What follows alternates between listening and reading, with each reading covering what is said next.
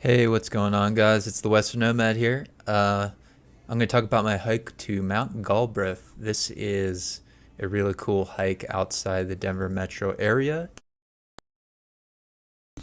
and basically 30 minutes northwest of Denver, a 4 mile loop. Um, Not too difficult. There are a lot of boulders and rocks on this trail, so just pay attention to your footing. Parking is a little tight here. It's the Denver metro area, so people flood these trailheads, and I had to park on the side of the road, kind of parallel park, which was a pain. And there was a huge rock to my right, and almost got stuck in a space. But luckily, I could ride over the rock because I have a truck, and I could get out. So just be mindful where you're parking, making sure you're not backed into a corner you can't get out of. Other than that, you can.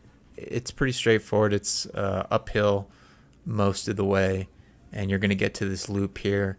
I went counterclockwise and saw some great views and wasn't disappointed, but I noticed a lot of people were going clockwise on this loop, so I'm not sure which perspective is more enjoyable. But either way, you're not going to be disappointed. So other than that, enjoy the video, and I think you're going to like this hike a lot.